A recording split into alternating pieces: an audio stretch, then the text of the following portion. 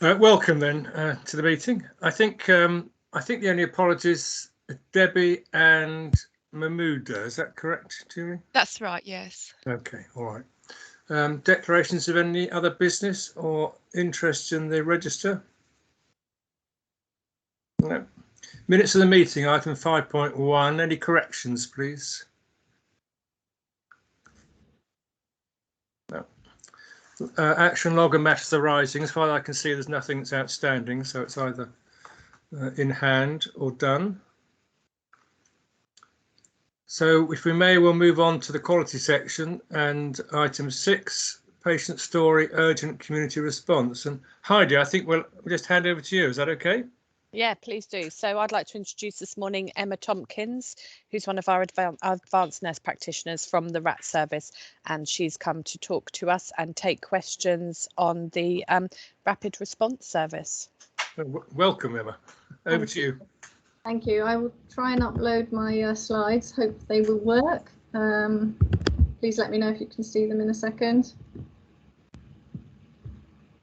says they're coming.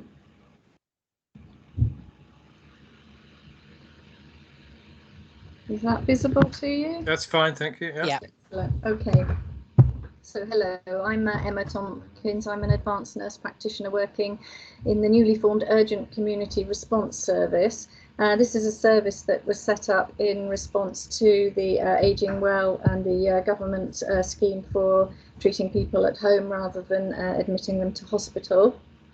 And it's made up in our trust from the rapid response service that formerly was developed to go into people's own homes, and the rapid response and treatment service that was going into care homes. So we've sort of merged to form one service. So we're made up of two services, as I say, of the primary objective of admission avoidance for older people. We provide short-term interventions to manage their acute needs in their home setting, because it's known that admitting people, particularly older people, to hospital is not in their best interests. They don't fare well at all, and they very quickly lose their sort of baseline level of ability. We use an MDT, a multidisciplinary approach, to focus on managing their needs at home. And we, on occasion, do refer on other services, such as social services, should they need input on financial advice or a longer-term care package, to community matrons, should they need support with a long-term condition, maybe to district nurses if they've got an acute problem, such as a dressing or something that needs to be managed. So we've, as I said, merged between two services. Rapid response and treatment into the care homes is a team that is headed up by a community consultant for older people, and is made up primarily of advanced nurse practitioners who can go in and assess patients in that setting and provide treatments to prevent them going into hospital. We also have specialist nurses, including mental health and health promotion experts, a speech and language therapist, and a physiotherapy team. And then the rapid response team that was initially and is set up for provision into people's own homes, but originally was for assessment for care and therapy needs for people with acute illnesses. So that was primarily specialist nurses, nurses and paramedics, an occupational therapist, a physiotherapist, and care packages that were set up using the current sort of provision within the community.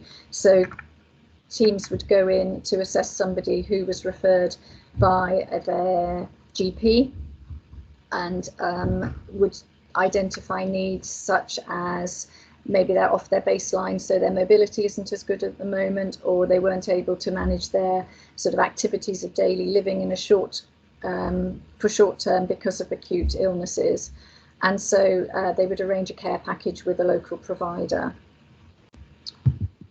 I'd like to use a case study to try and demonstrate how this has changed and how we're developing the service to support people in whatever home setting they're in.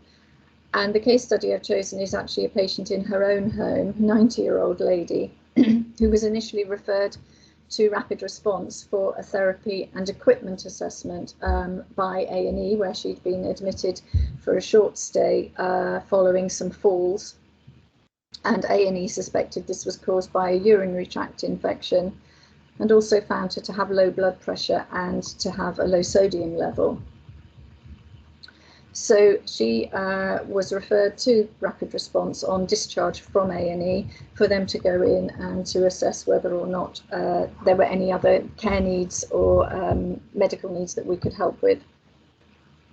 She had quite, for a 90-year-old, quite a good past medical history. She was normally hypertensive, so normally had a high blood pressure, which was managed on medication. She'd had both hips replaced in the past, and she had a wet macular degeneration, which is an eye condition that can cause progressive loss of sight. A&E discharged her just on paracetamol for pain and ramipril, which is a blood pressure management medication. They stopped some other medicines. They stopped her omeprazole, which is a tummy protector, primarily because it's known to cause low sodium level. They stopped her simvastatin, which is this sort of cholesterol buster, mainly because it's known to cause symptoms such as dizziness and sleepiness, but also from the age of 90 plus, it's not thought to be of any significant benefit, so it's better to stop medications if we can. And her other blood pressure management medication, atenolol, was stopped because that can cause low blood pressure and dizziness as well. Socially, she lived in an annex of her son's house, and he provided most of her care needs, which up until now had been fairly insignificant, just sort of meals together and taking her out shopping, etc., and doing her washing and things. But she was becoming increasingly more dependent, and when we were first involved, just had a private package of care 3 mornings a week to help her with showering. The son was getting quite distressed and stressed, finding it more difficult to manage her increasing needs. He was up a lot at night because she was falling or calling out, becoming a lot less mobile, and with her sight deteriorating, finding it more difficult to get about. He worked away from home as well quite a lot, and normally this wasn't a problem, but he wasn't able to do this at the moment because of her needs, which obviously, was causing him distress and worry about his job.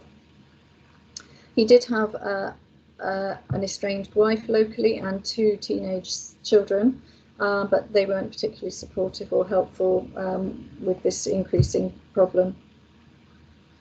So our initial nurse assessment found that she actually had a raised blood pressure on our assessment with no particular drop when she stood up, and she was on treatment with some oral antibiotics for the urinary tract infection.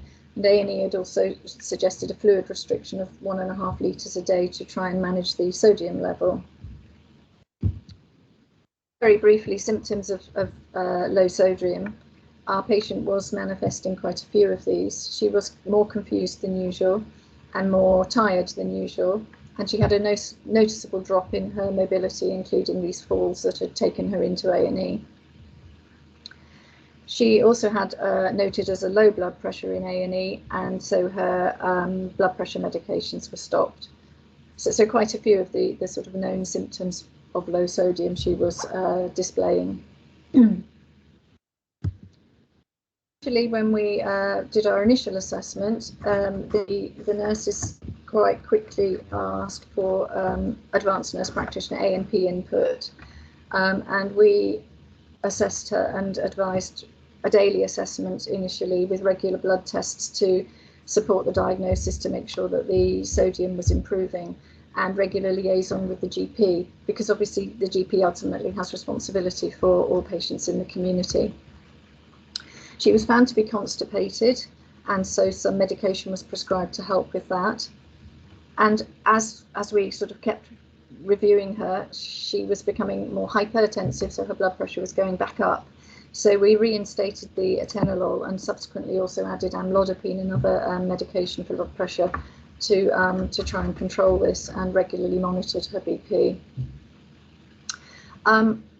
Following the fall, she was developing some pain. She developed also a sort of skin tear to her arm, and in A&E was advised she could take codeine or ibuprofen for the pain, neither of which is particularly friendly on older people. So codeine can cause constipation, can also cause drowsiness and confusion.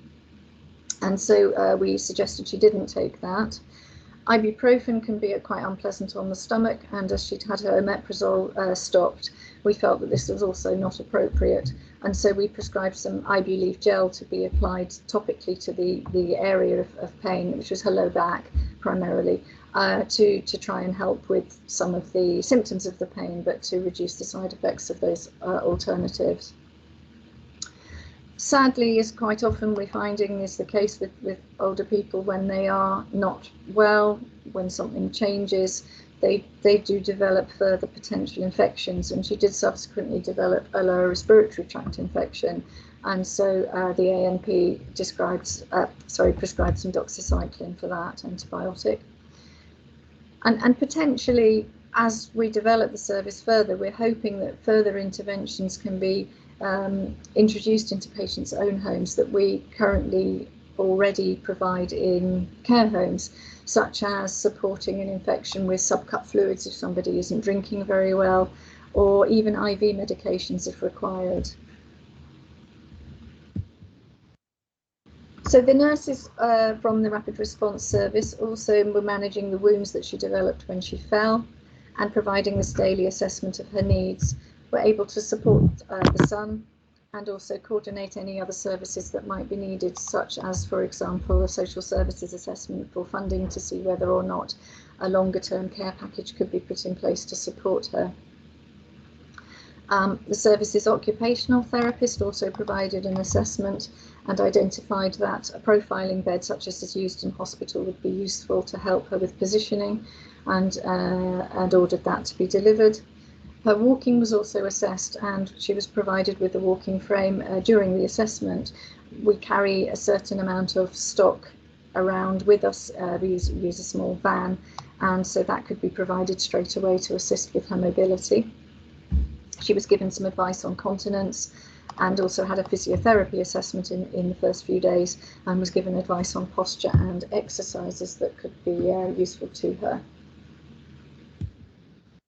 And our final sort of interventions, we made sure we liaised with the GP regularly. As I say, they have ultimate responsibility for the patient in the community.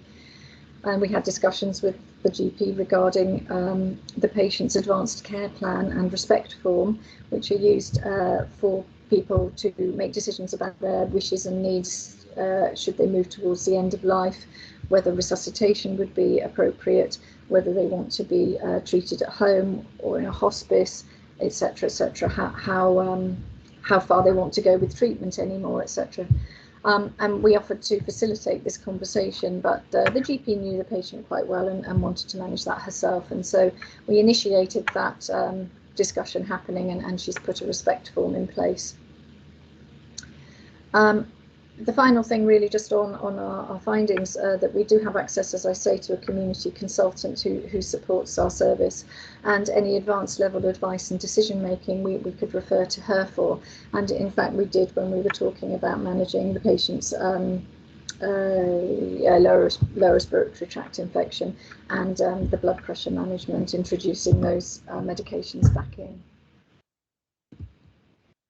So the outcomes for our patient were positive. She was able to remain at home initially, receiving rapid results and assessments in a timely manner and facilitating timely treatment.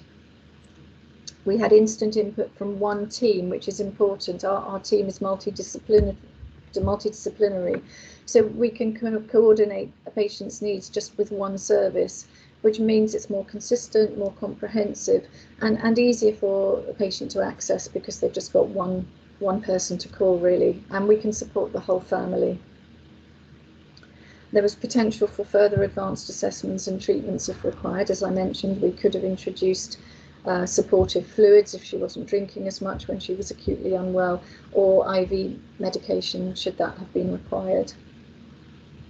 We can liaise with social services should a longer term provision of care or residential placement be required, and have open discussions with the GP to make sure that information and care are appropriately and effectively communicated so that the patient has the best management of that condition at the time, and supporting the family and the patient herself to make sure that they have the right care and the right approach that's required. We did get a little bit of feedback from the various services involved. So the son found it really difficult to come to terms with his mother's rapid deterioration.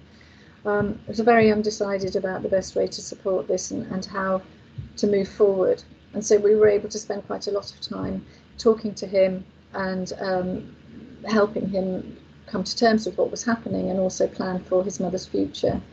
One of the big advantages of our service is that we have time. We can spend time with our patients and our families to make sure the right things are put in place. The occupational therapist gave me a bit of feedback saying that from a therapeutic perspective, it was quite a difficult conversation to have, asking the patients for a plan. Obviously, this was driven by the significant risks at the time that the patient could have more falls and further injuries.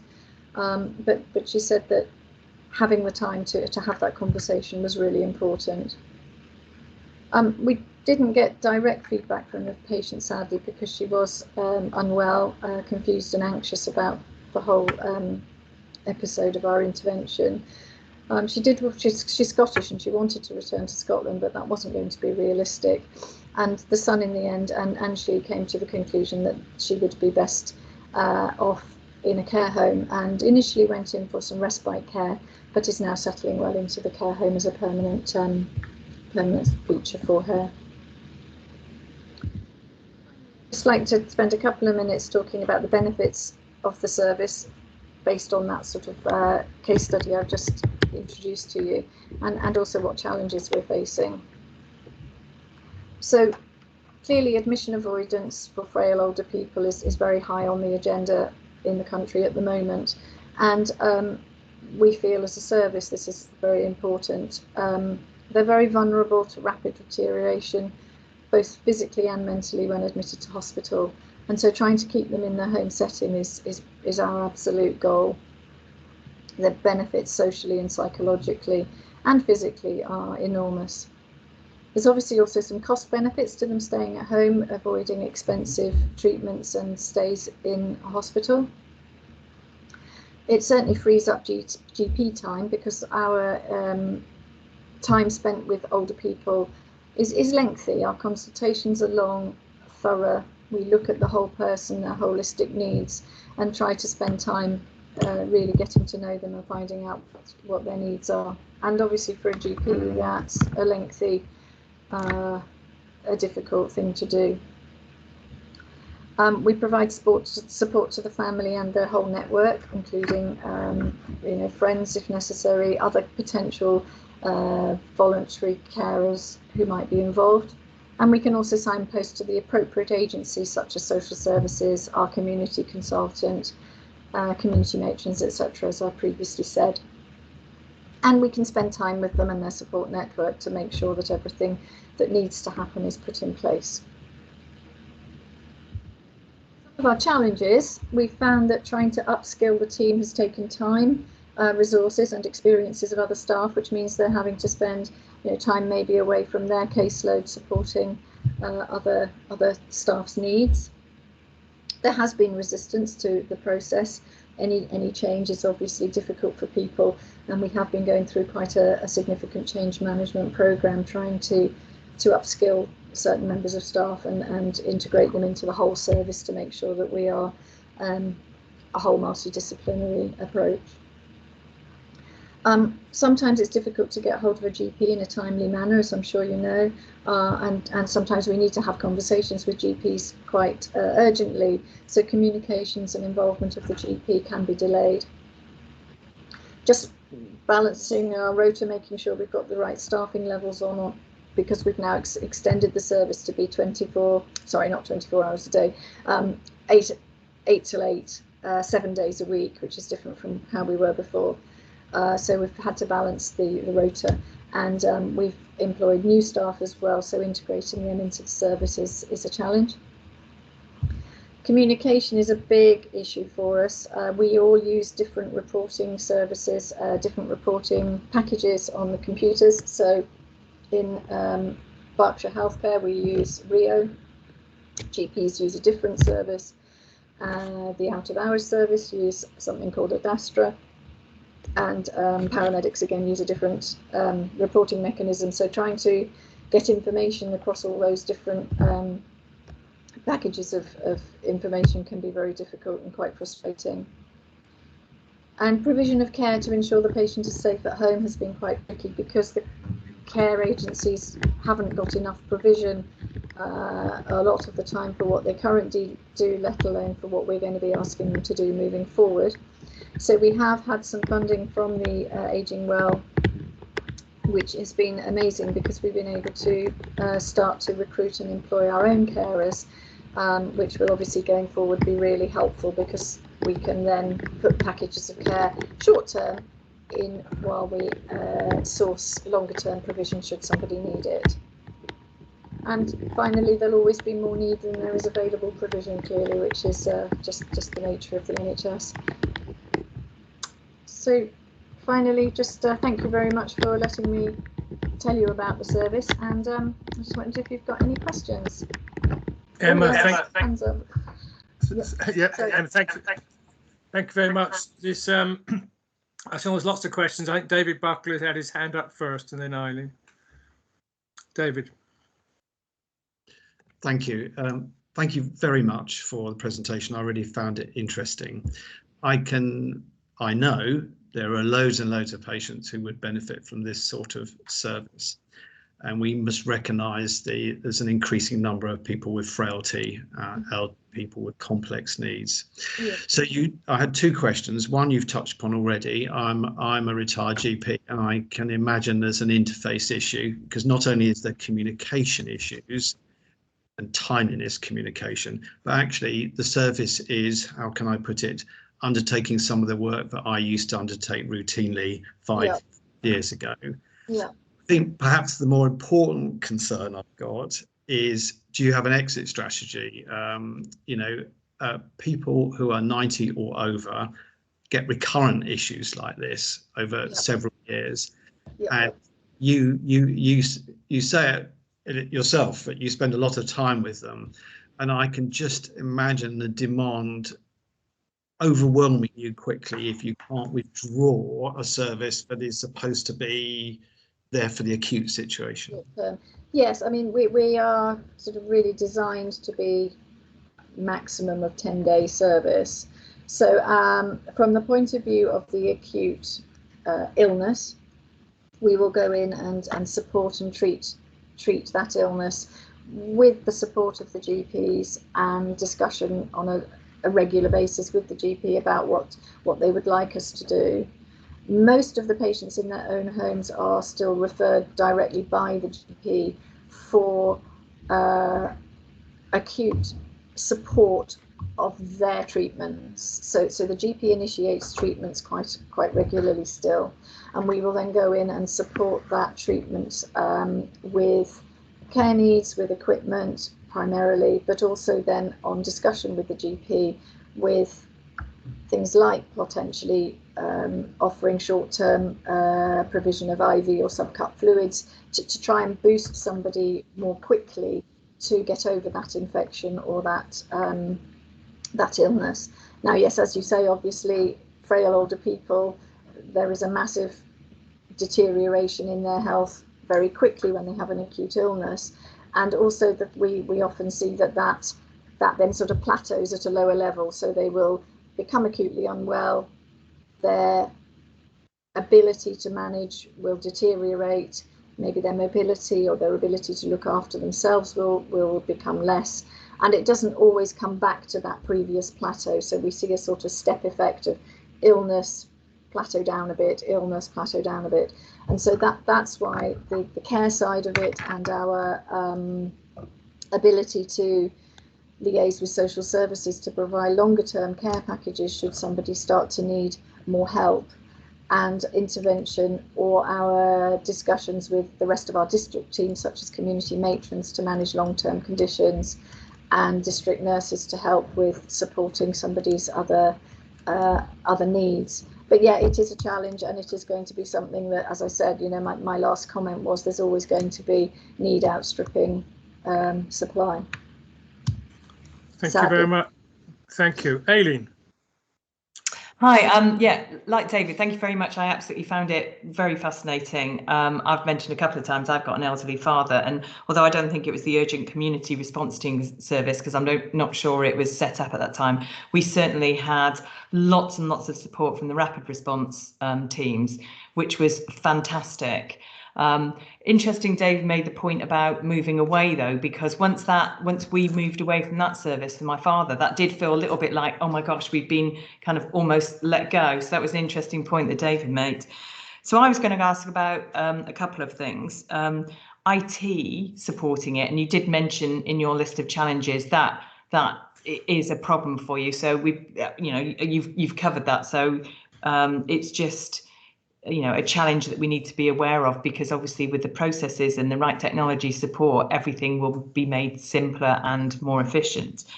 But the point that really interested me was you made a point where you said some people were resistant to the change. So you've gone through quite extensive change management. I'd just be interested to hear a little bit more about, you know, why people were resistant, and has that kind of been overcome? Yes, I think a twofold really.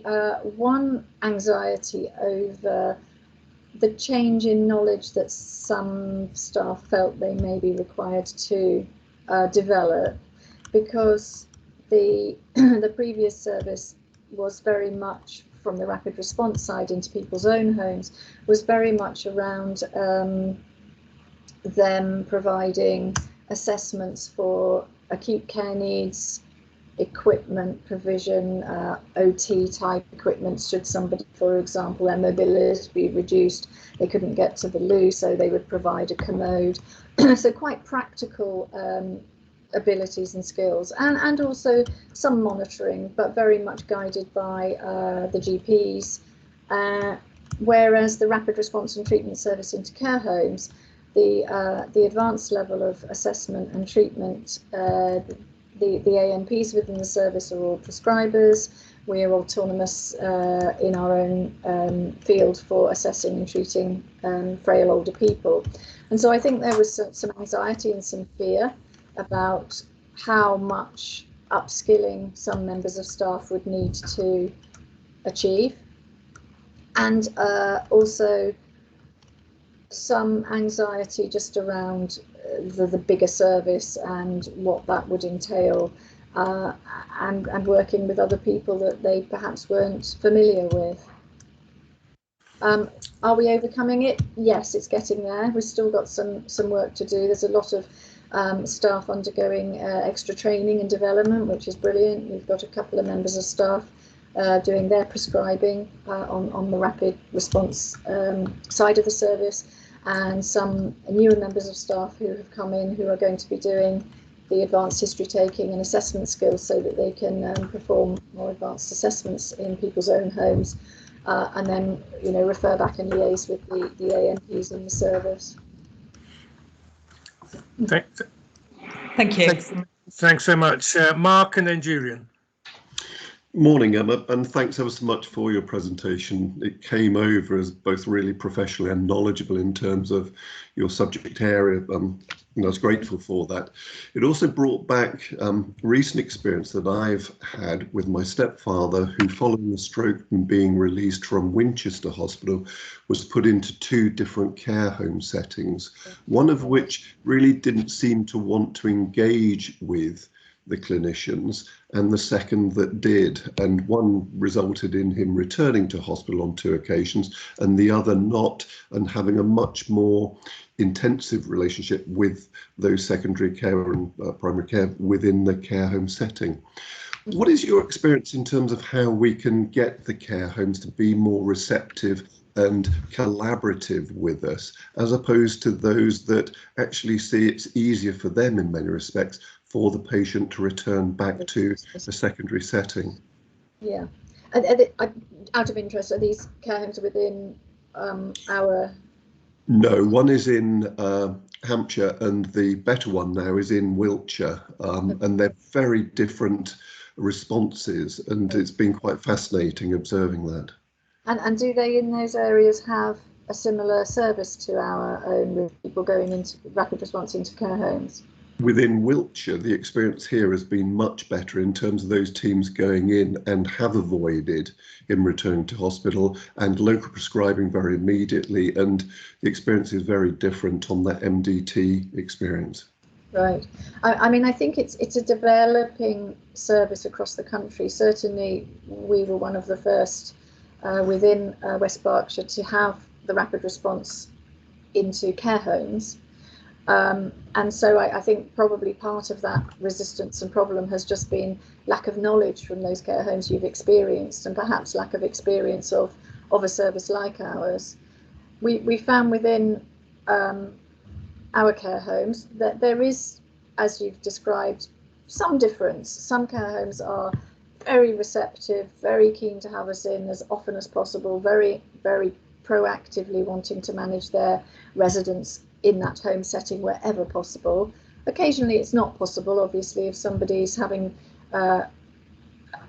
maybe a surgical problem, such as inflamed gallbladder, and they're still of a health level that would require surgery. They would have to go into hospital, for example. But in the majority of cases, our patients can be managed in that home setting with our level of treatment. So some of it is just going in, battling away at telling them who we are, what we do. We have the proactive side of our service, which provides training and development to staff, and so they will promote what we do. And just experience, once they've had us in once, they see how beneficial it can be, and then they will call again. Some GPs are also a lot more proactive than others within the care homes, and so they will manage patients, perhaps more actively than others. Others will refer to us more readily, and so there is a variety, and we do find it is a challenge in some areas, and some it's the level of ability within the care home to manage that patient when we're not there. So we will put treatments in place, but obviously they've got to provide the support for that resident while we're not going in, after our assessment and our visits each day to review the patient. So care homes who don't have nurses, for example, might not be able to manage as complex a patient as a nursing home might. So there is a variety and a range, and it is a challenge. Thank you. Thank you very much. Julian. Yeah, thanks, Emma. Really enjoyed that. It was nice to get the sort of personal side of it. I've been overseeing a bit of Aging Well on behalf of the ICS, and yesterday I saw sort of graphs and information that suggested referrals into the service are going up, and we're seeing large numbers of people seen within 2 hours within that sort of golden time, which is great. And obviously you listed the challenges to that, but we must say this isn't a one-off. You are doing a lot of work in people's homes, and that's fantastic. I just following up on the IT stuff. I mean, we're the biggest users of connected care, Emma, and obviously you can see the GP record and stuff. Is it the richness of the data that other people are putting on their connected care element that means that you're not seeing all the information you need, although potentially we could, because you can put anything you like on connected care? Is it the lack of information others are putting on there?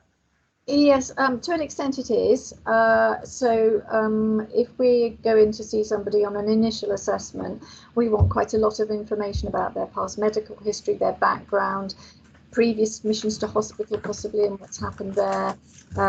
We will look up previous blood results, so we use the ICE, which is where all the hospitals put their blood tests, x-ray results, etc. And because I'm based in the Newbury team, and so our patients could be sent to the Royal Berks, they could be sent to Basingstoke, or they could be sent to Swindon, and each of those hospitals also uses a different system. So we can't always access information readily about what's happened to that patient on their hospital admission.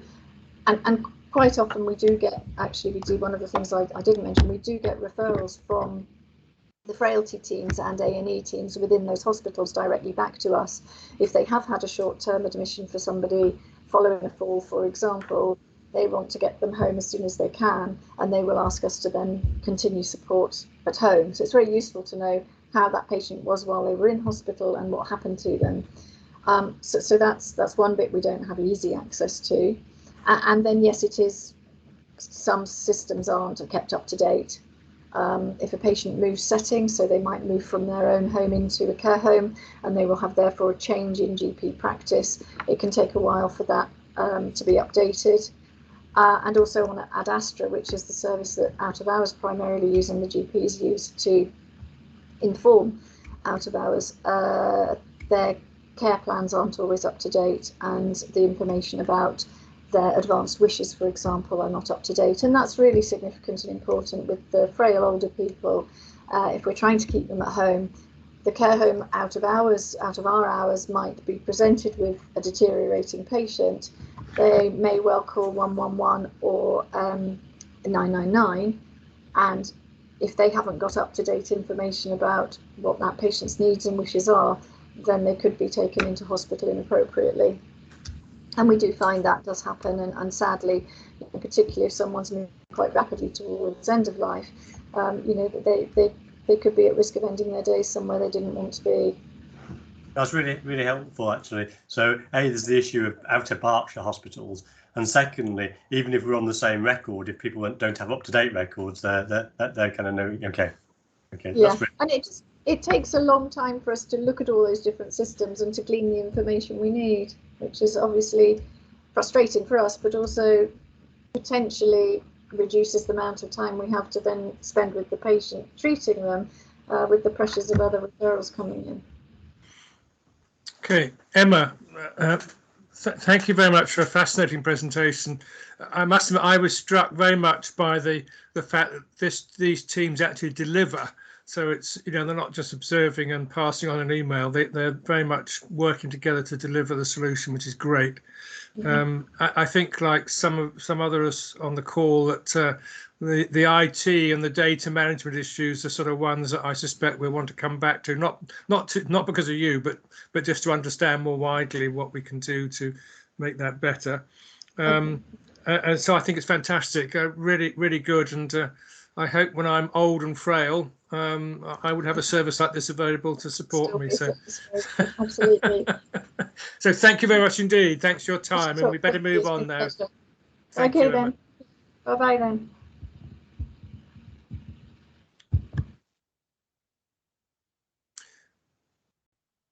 Okay, I thought that was fascinating. I thought it was a really interesting presentation. Heidi, can we move on then to patient experience 6.1? Yeah, so the report really is for noting. It's very similar to our previous recent reports, but the main things we just wanted to point out was that Oakwood has had more complaints than any other of the other wards. There were 5 complaints in the quarter, and we are doing a specific piece of work around themes for this. So the ward manager is working with us on this. 15 steps has been reintroduced in Q2, but the reports weren't quite ready, so we're going to introduce them into the report in Q3. And then the patient experience project will go live early December. There has been a delay on it because of the delivery of the iPads and kiosks, so equipment really, but we have started the training rollout, and again, there'll be an update hopefully on this in the Q3 report. Thank you very much. So although there's ups and downs, there's no particular patterns that are coming out other than the normal ones we see. No. Okay, can I just make a comment, not specifically about this, but I managed to do my first physical visit to Prospect Park Hospital the other day, and I visited Oakwood, but I also visited the learning disabilities ward, Campion, and a quick visit to Bluebell.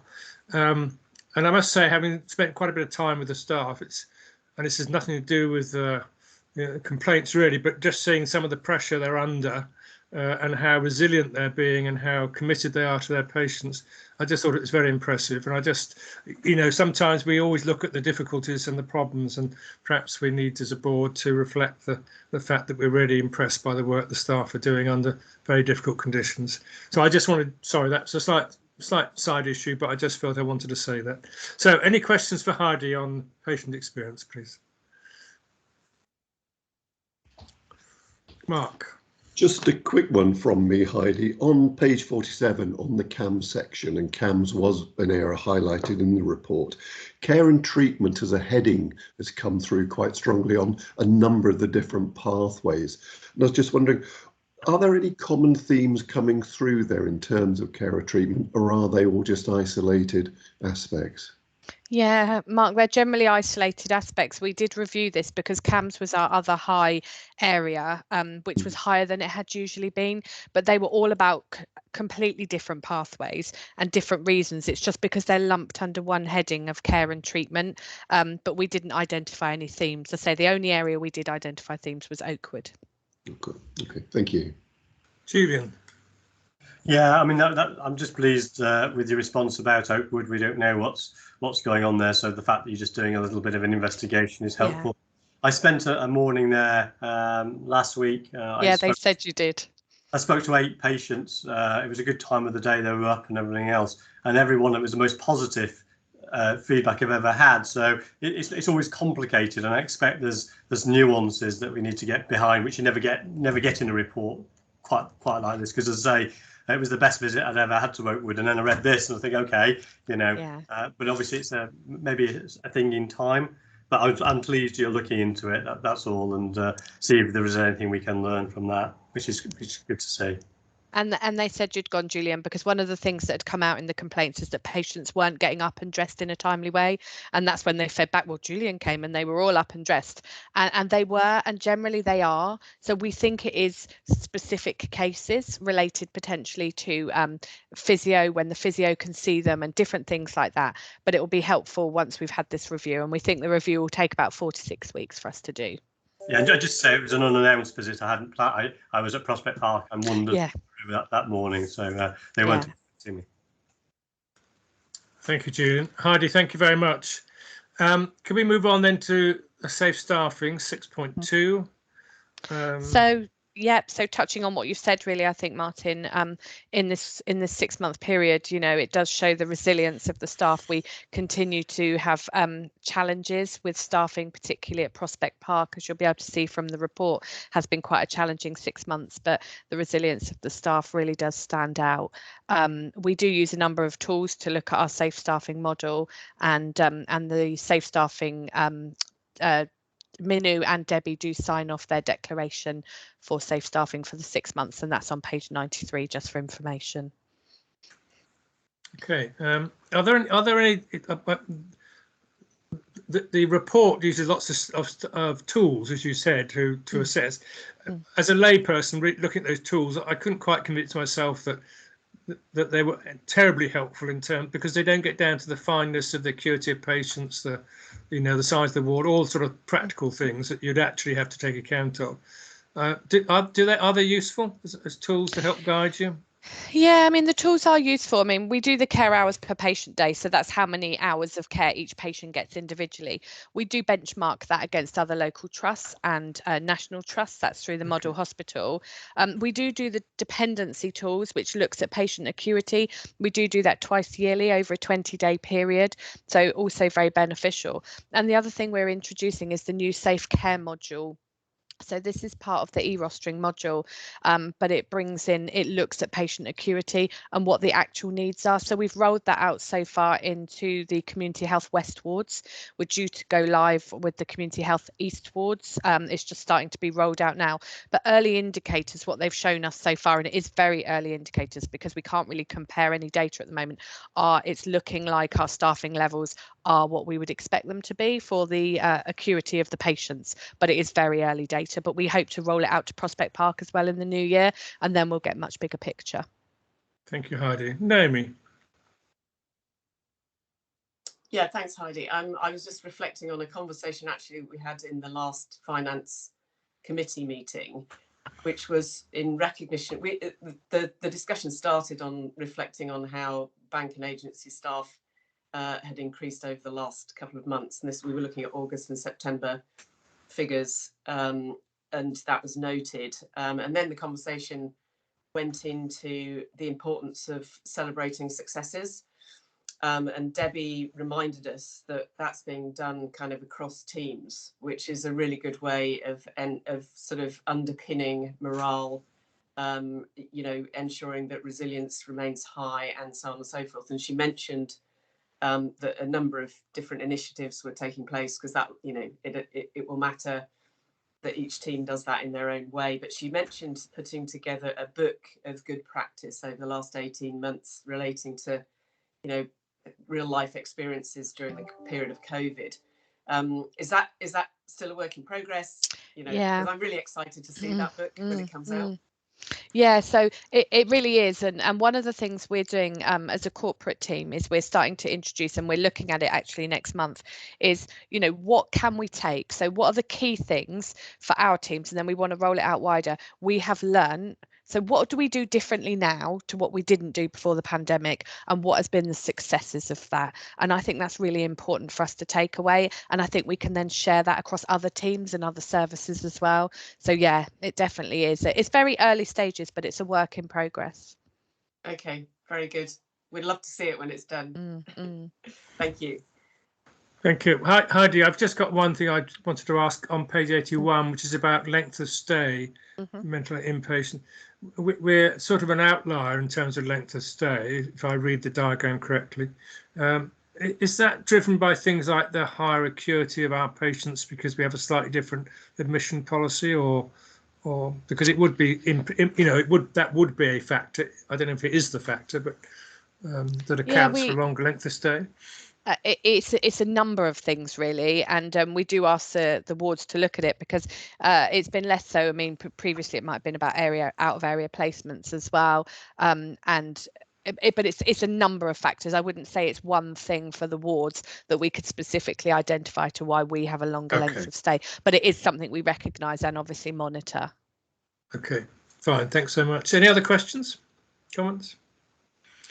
Heidi, thank you very much indeed. Thanks for your contribution this morning. If we can move on then to the executive report, item 7.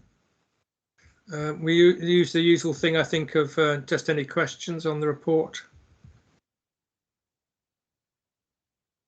Unless Julian wants to raise anything particularly. Thank you, Martin. Okay.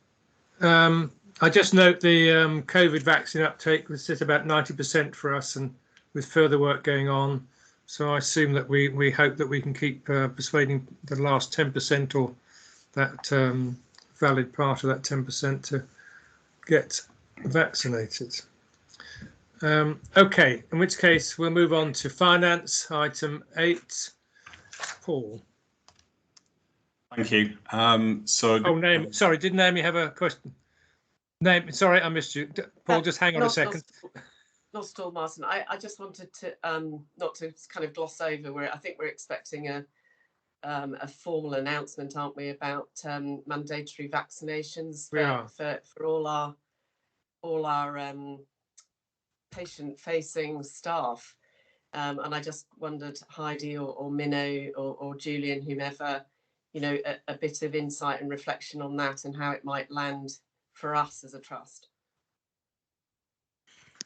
Heidi, do you want to start? Yeah, so we are expecting this. We were expecting it. Our huge disappointment this morning is that they're actually only mandating it for COVID and not for flu as well. So that will almost make it more difficult from our perspective, because if they'd mandated both, it would make life easier for us. I think it could possibly have a negative impact on people rebelling at this late stage. Minu might have a different view, but from our experiences at the moment, for those people who are already a bit apprehensive for the flu side of things, I think people are going to say, well, the government's saying we don't have to have it. They're going to look at it like that. From a COVID perspective, we were obviously in a similar position with the care homes, because we have, as you know, it became legislation in October for all staff who work in care homes to have the vaccine. And And we initially we had about 90 staff who weren't vaccinated who went into the care homes out of about 1,200 staff.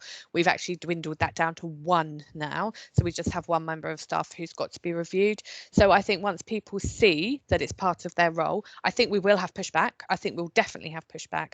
But I think with some of those conversations and when they realise that it is a national, so they could leave us, they could go to a different trust, they could go to a care home, they could go to another facility, nothing's going to change. So unless they want to review their profession, this is something, but obviously it's a bit like the care home work. It took us a number of weeks, if not months, to get to right to that end point of achieving all staff. Yeah, thank you for that, Heidi. I mean, I think it's a very relevant question. I think there'll be some lead time into this regulation coming in force, which will give us an opportunity to do some modelling. Well, real data actually. How many staff in our inpatient wards, especially, are not vaccinated and are unlikely to accept the vaccine and then have mitigation. So I think it's a significant risk which will arise in the next few months.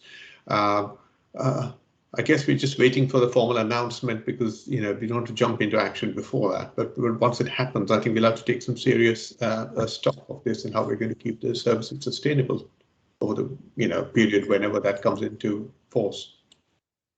Julian. Yeah, I mean, I can see the logic if you were the Secretary of State for Health about, why you would do this now.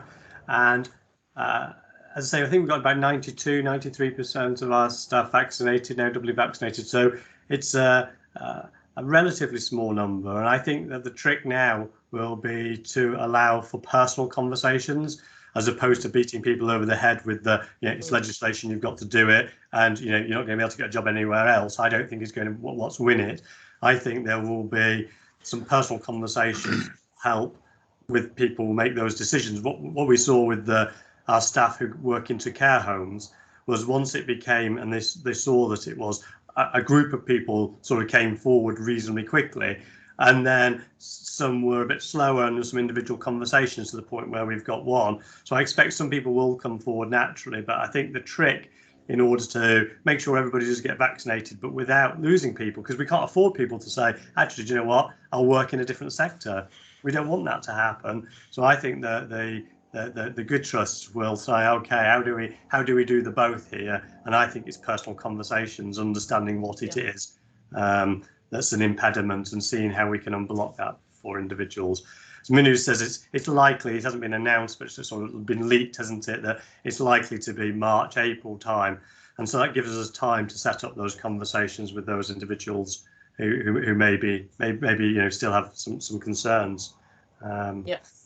So if we get it right, we could get into a good place, Yeah, and I agree with you. I really like what you just said about the empathy element and the due diligence about going to an individual level, understanding, supporting, and cajoling. I think we've done it so far, and we can continue to do that, and it's the winning way. Thank you, Julian. I think we all agree with you. Thank you. Shall we move on then to finance? I know Paul is itching to tell us about finance. Paul, over to you. Thank you. So I just draw out some of the key points from the finance report for month 6. So I think strong financial position through the first 2 quarters of the year. So 1 million surplus against a break-even plan, which is in line with what we've been forecasting since probably the end of Q1. Couple of things just to note that have impacted on the trend lines in the report.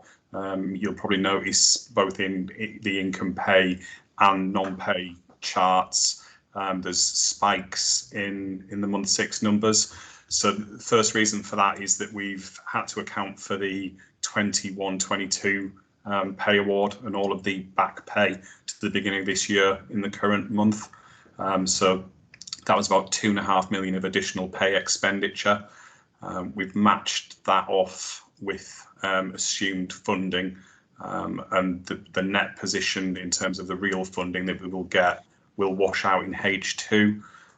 We think we're probably underfunded to the tune of about 500,000 on pay award when you wash it through, and I think that's that's a mismatch because of effectively how the national formula works out what the pay award funding will be versus what our mix of pay versus non-pay is.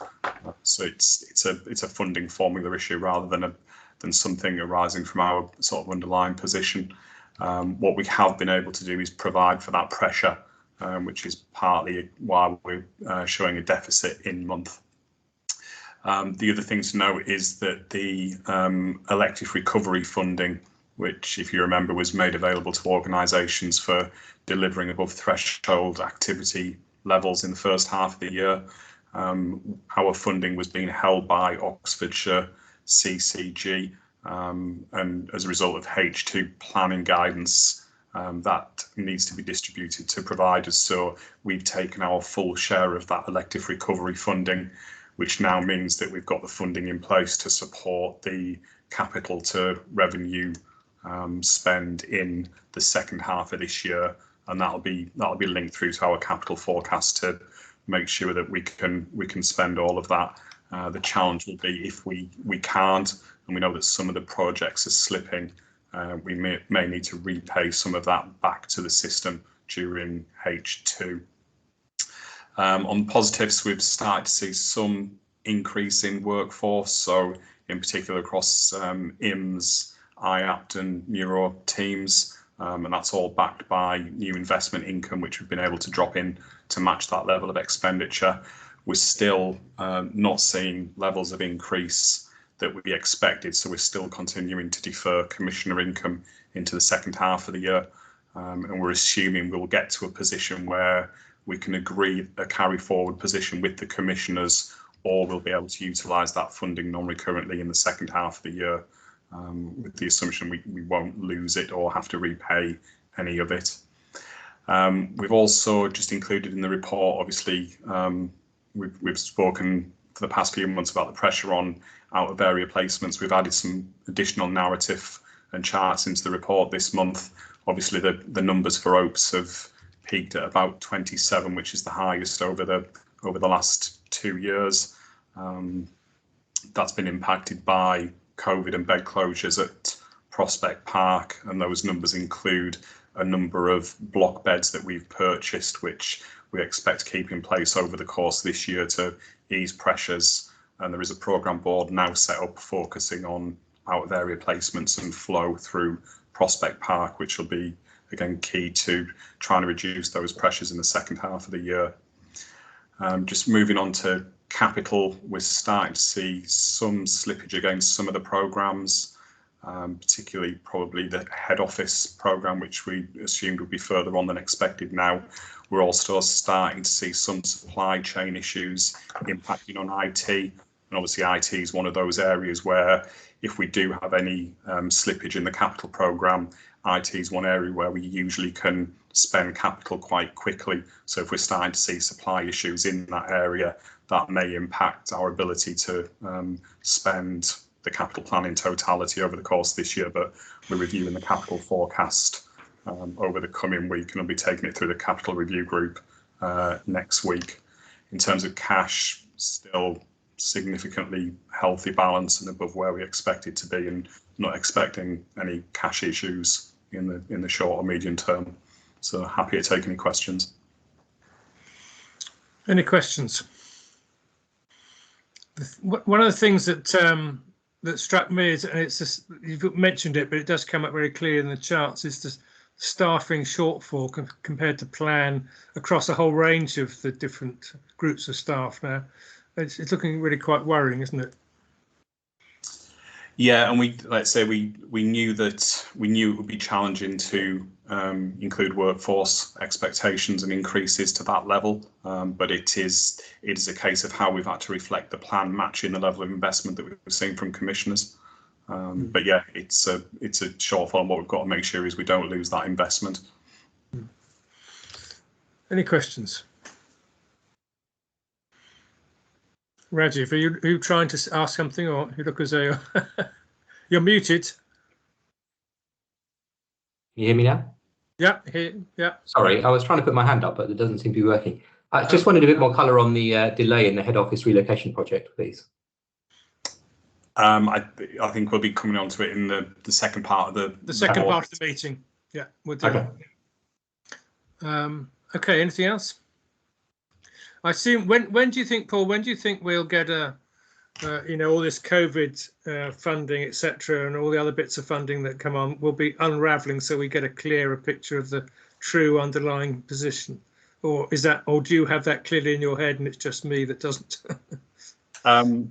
No, so we'll start to see a reduction in COVID funding in the second half of this year, and I think we'll see a larger reduction in it as we move into next year.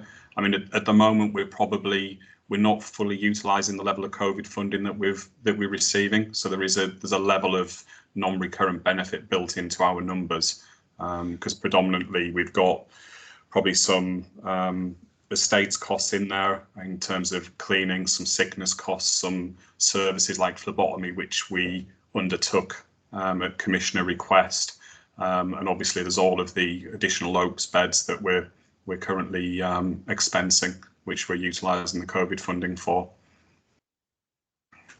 Okay, thanks so much. If there's nothing else, we'll move on then to True North.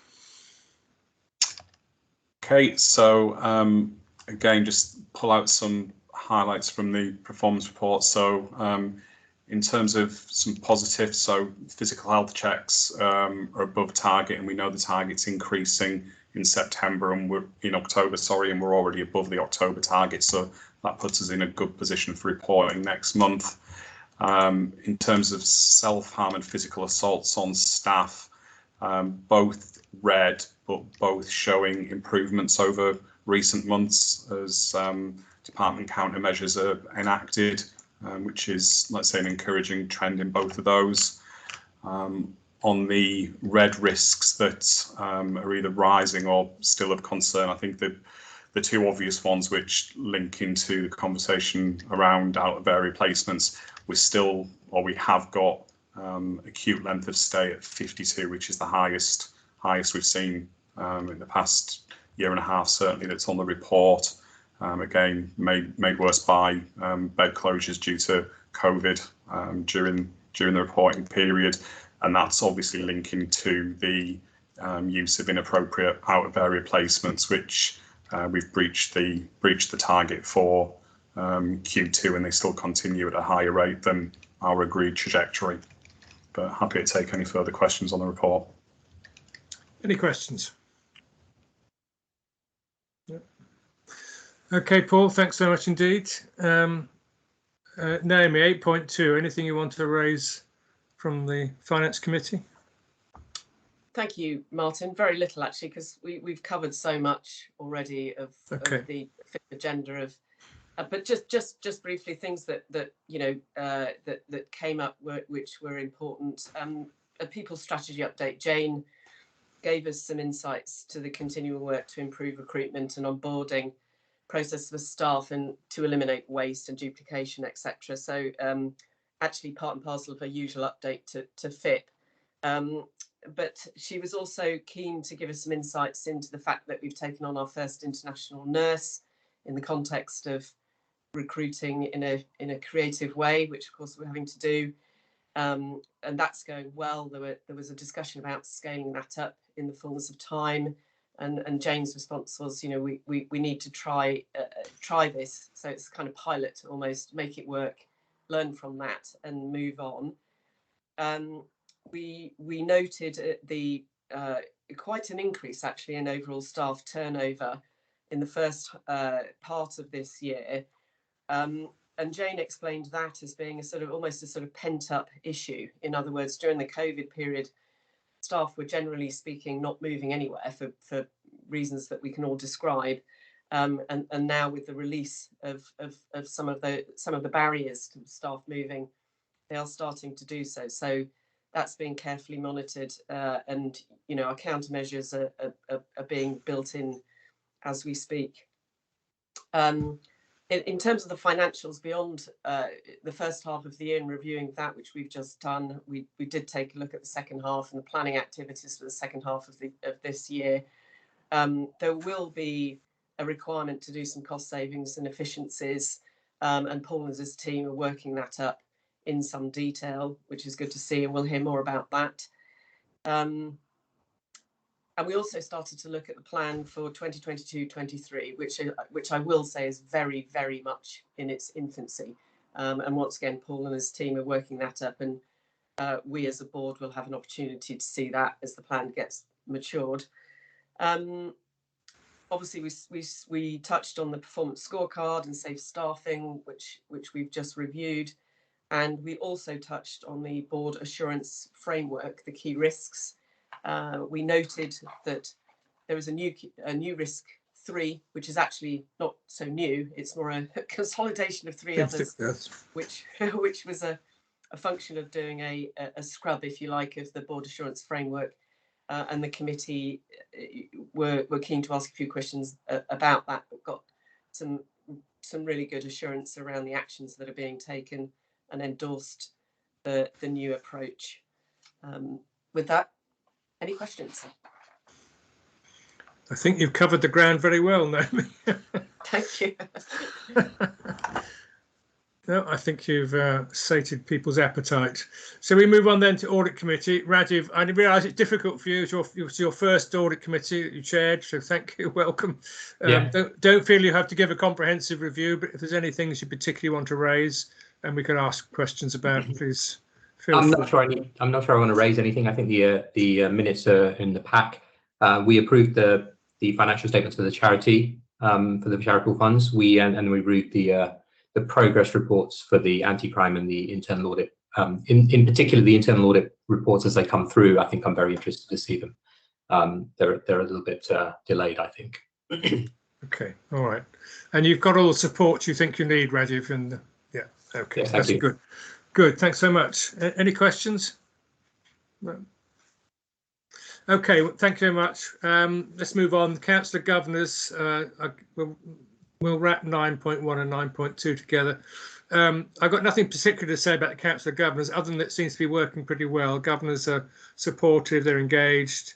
It feels a good place we're in, I think, with the governors. And then the appointment of the new vice chair, the governors have agreed to appoint Mahmuda as the vice chair of the board, which is nice. It's a pity Mahmuda can't be here today, but that's for the record. Paul, Trust Seal. Yeah, it's just to note that we've signed 2 leases on existing properties with Dimensions UK. Happy to take any questions on that. Any questions for Paul? Yeah, Naomi. Paul, just as a matter of interest, how do we use those properties? So Dimensions UK work with people with learning disabilities and autism, and effectively use them to help people integrate back into community. Okay, thank you. Okay, thanks so much. Item 10, any other business? Okay, date of the next public meeting is the 14th of December. And we'll now adopt our normal resolution to exclude the press and public. So Rajiv, I think we've got to log off and then log on again for part 2 of the meeting when we'll talk about the other items.